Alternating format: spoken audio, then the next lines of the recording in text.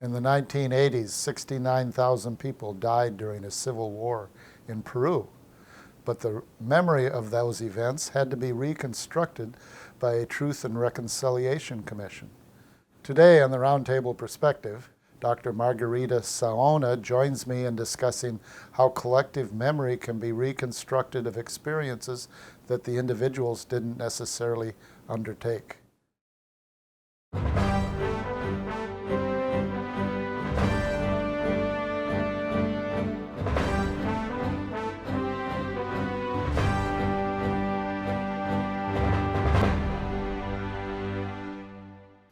Welcome to the Roundtable Perspective. I'm your host, Lee Artz. I'm joined today with my guest, Dr. Margarita Saona from the University of Illinois, Chicago, where she's a professor and head of the Hispanic and Italian Studies. Thank you, Dr. Saona, for joining us today. Thanks for having me.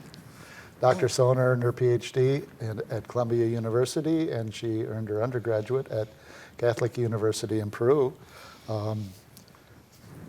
Probably could go on and on about the accolades you've had. You won the Lucis Award for the best poetry book in Peru a couple years ago. You've won multiple teaching awards at the University of Illinois. But what we'd like to talk about today, or we can talk about other things, but I know you write on gender and memory and cognition, representation in literature, but a book that you wrote not a couple years ago, Memory Matters in Transitional Peru, where you were looking at the displays of memorials and photographs and photojournalism that were prepared by the Truth and Reconciliation Commission following 20 years of what amounted to a civil war.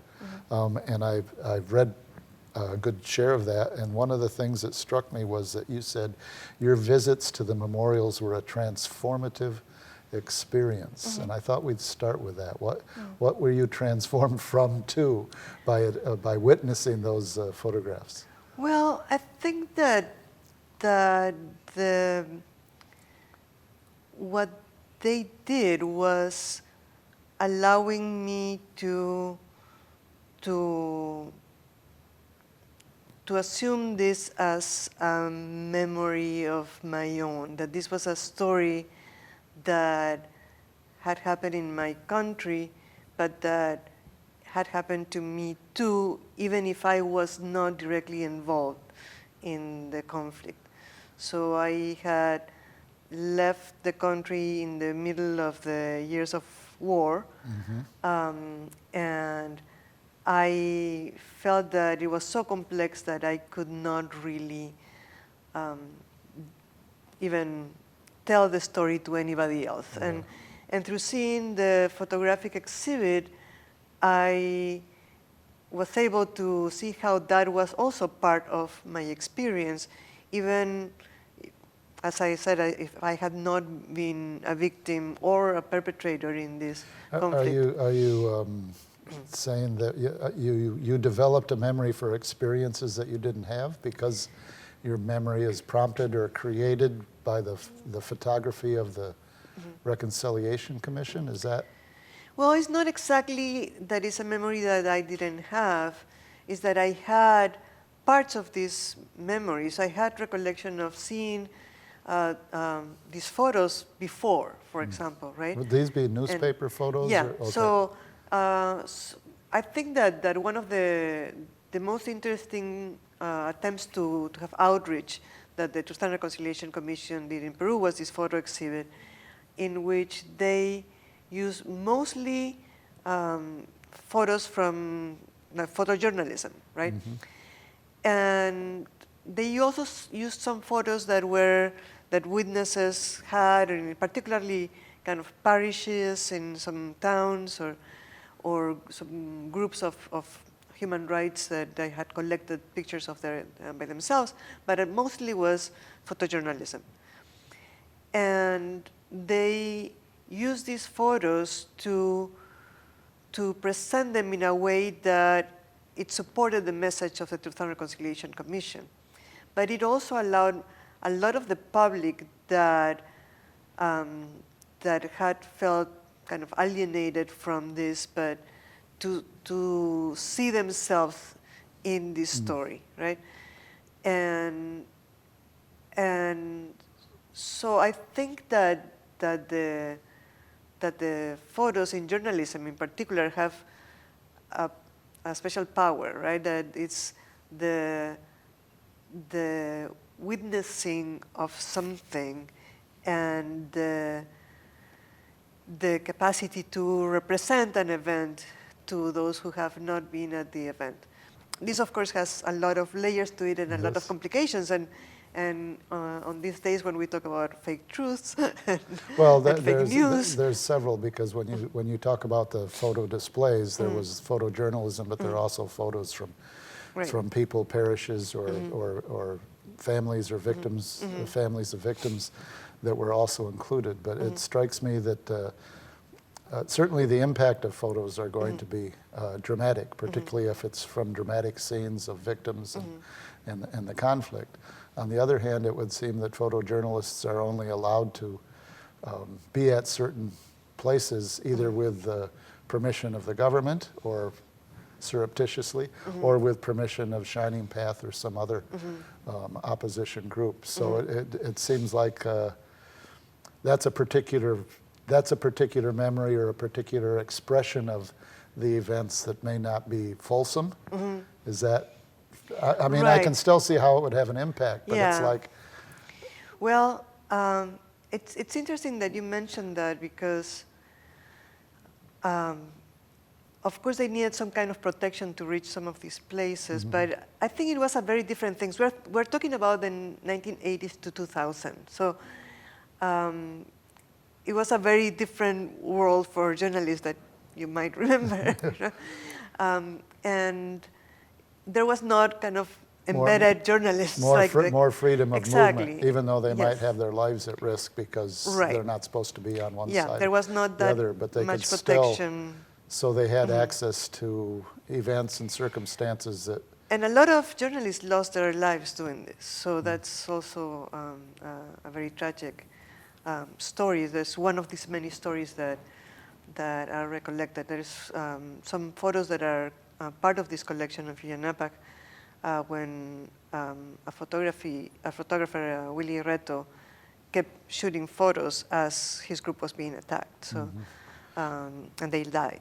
So the Truth and Reconciliation Commission, the book that you wrote, you talk about how the assemblage of these photos, and then I assume it went to different cities in Peru, and people saw this. The reception of the public was, this is an accurate depiction of what we remember, or this is moving us towards a remembrance of the conflict that we don't. I mean, I'm not sure what the intent was of the Truth and Reconciliation Commission. Was it to put this behind us, nobody's to blame, or was it something? No, and actually they used a Quechua word. Quechua is the most spoken indigenous language in Peru. That is Yuyanapac, which means in order to remember. And so that it is really interesting, and the president of the Truth and Reconciliation Commission, Salomon Lerner, wrote a lot about this, about the fact that while the events themselves were shocking, it was as shocking that a big portion of the country and the elites of the country had remained oblivious to this. Yes. So the purpose of the photo exhibit was actually to make people see what they had not seen. And this is a complicated issue because you might interpret this as this is more for the people who were not the victims than it was for the direct victims, right? But the idea behind it is that the country needed to assume this as our own history. Well, the victims themselves would have some stake in saying, this is what happened to us. You need to have this experience that we've had, and this is an accurate or a fairly representative. Right. And something that is really interesting is that the exhibit was tremendously successful. And you could see in the book of visits that people would say, this has helped me see what I had not seen before. How is it possible that I ignored this for so many years? So it really created the desired effect, and that was one of the things that moved me to try to study how this worked, right?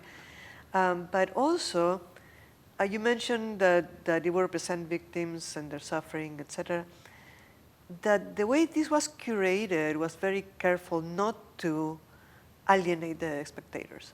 So it didn't show the crudest of images. Wasn't overtly graphic. Right, it wasn't overtly yes. graphic.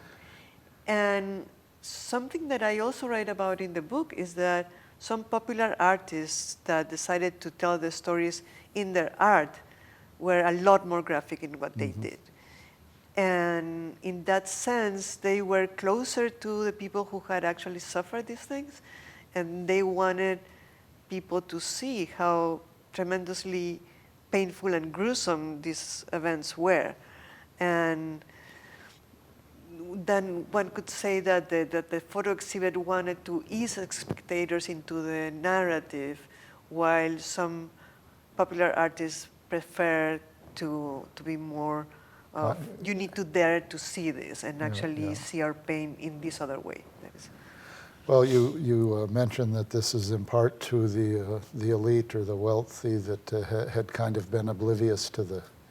I mean, everybody knows the conflict's taking place because there's kidnappings and killings, but it is possible to understand certain sections of society can navigate their way around that as somebody else is doing the fighting. But that leads me to my question about one of the phrases you use is the collective memory. So it's a collective memory of events. And you say it's a collective memory of a traumatic past. I wonder if that's a collective memory of any past events or a collective memory of only for those that have suffered the trauma, or has it become a collective memory of I mean, preferably of the entire society. Exactly.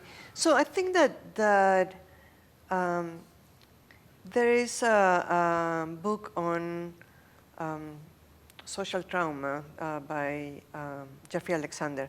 When what he says is that events need to be constructed as trauma, presented as trauma to the collectivity for it to be processed that way. And normally what he says is that you need kind of a carrier group that will be able to have this narrative accepted by a collectivity that is larger than the direct victims. So but you have to be also honest to those that are victims. Exactly. Right?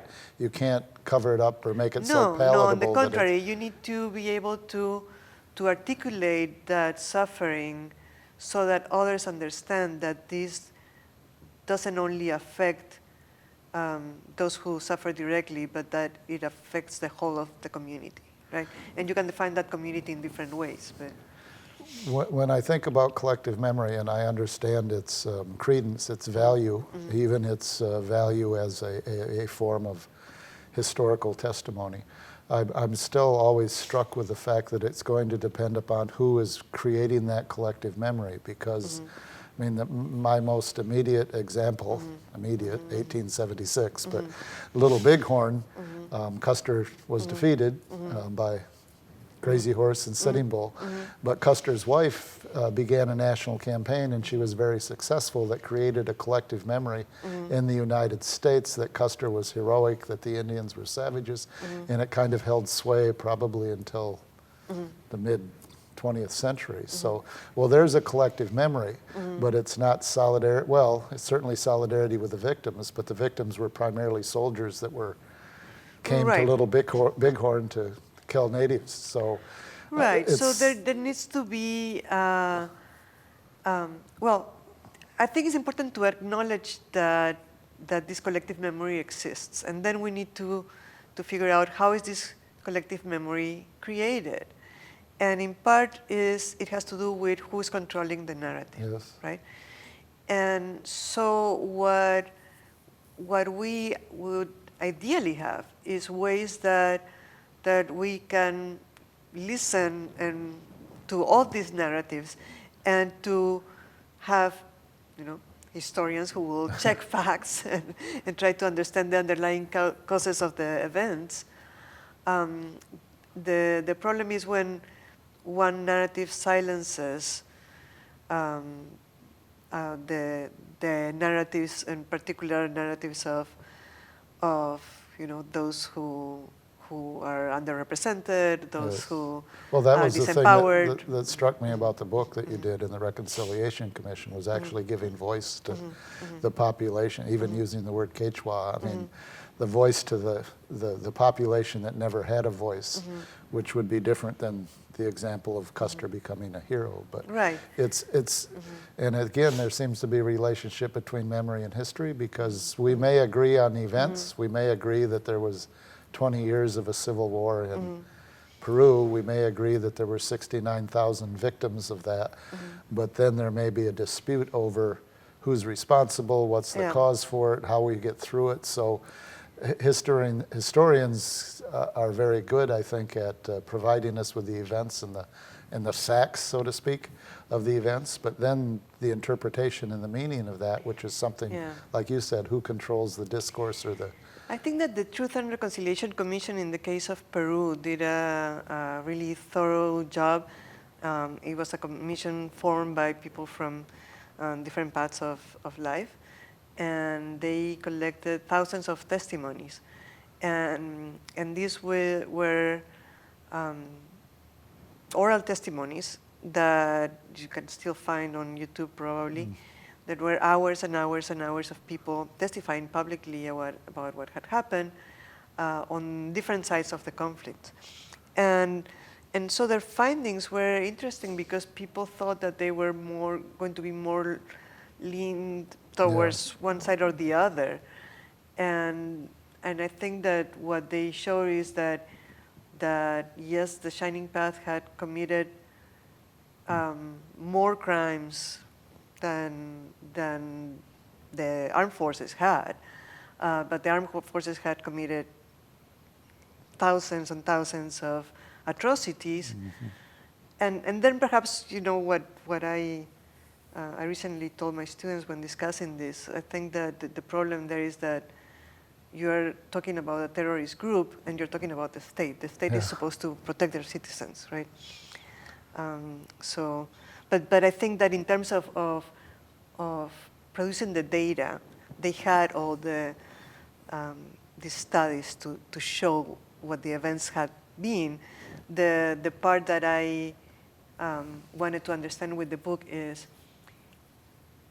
things that artists were doing to try to move people beyond okay, this is a number and I see a cipher there, but this is not telling me anything, right? I wonder to what extent the Truth and Reconciliation Commission went.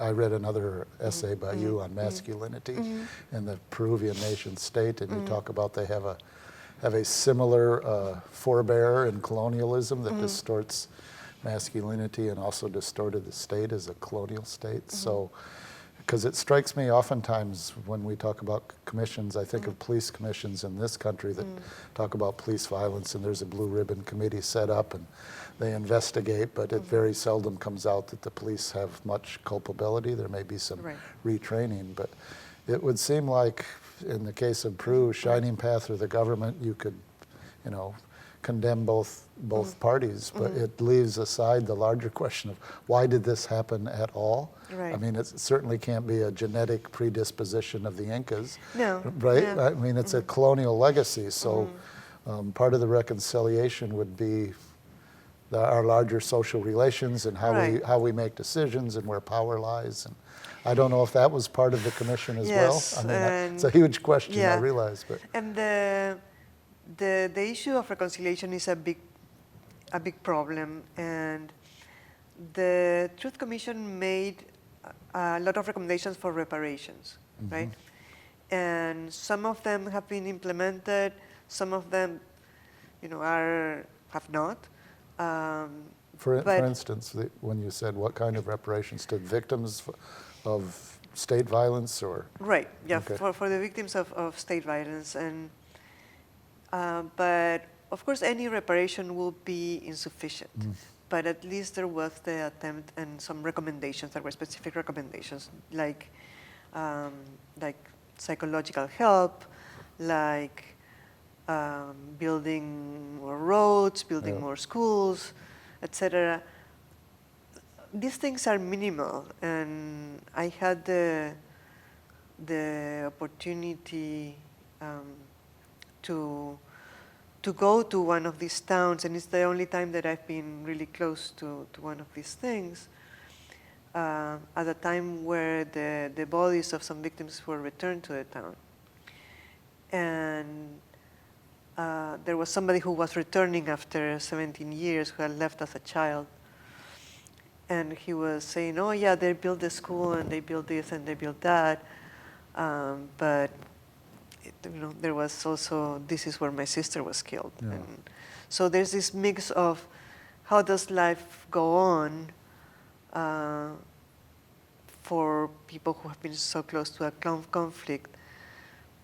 At the same time, can you reconcile with your enemies ever when they have created so much damage? It seems like it moves from politics and economics to psychoanalysis and psychology. So it's because Yeah. I mean, you have trauma, individual trauma. Right. We have trouble getting through individual trauma, but Yeah. when this is a collective trauma, Exactly. where lives are at risk or lives have been lost, and that continues for a generation, Right. there's really no satisfactory resolution. Exactly. It's probably part of it might be the catharsis. I don't know when you said it was a transformative experience. Is part of it a catharsis that we see this, we recognize this, we accept this, we want it not to happen again, but I have to have this process of the grief or the recognition of that. Yeah, my hope is that, and I think that it's been many years since that moment when I said, well, I need to talk about this.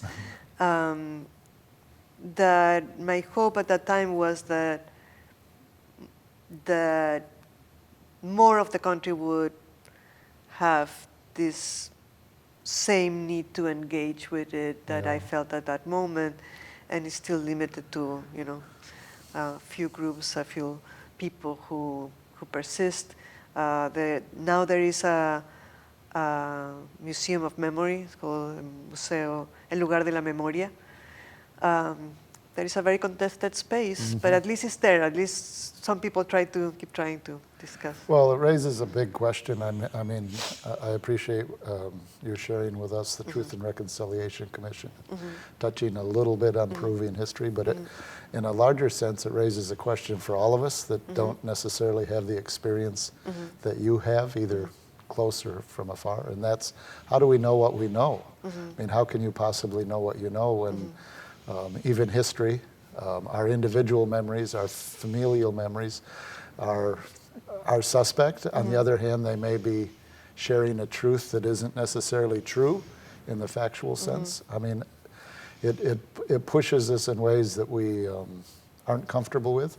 But when we talk about conflict like this, it's something that you have to deal with, and there doesn't seem to be a fully satisfactory answer. Right.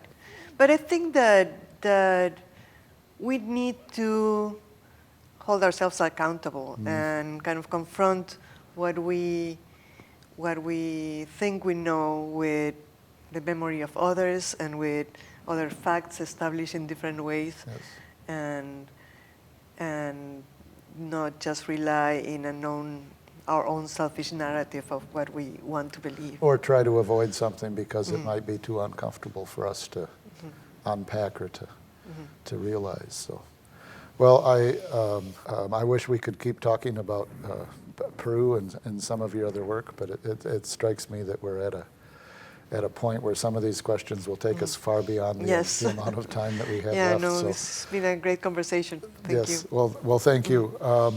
I think that you're leaving us with several things about what's possible to know and how collectively we have an obligation to share our experiences and the experience of others and give value to those that haven't been heard before. So for that, I really appreciate the book and the other writings and that conversation that we've had. But that's all the time we have on our program today. Thanks to Dr. Margarita Saona for joining me on the Roundtable Perspective. I'm Lee Artz. See you next time.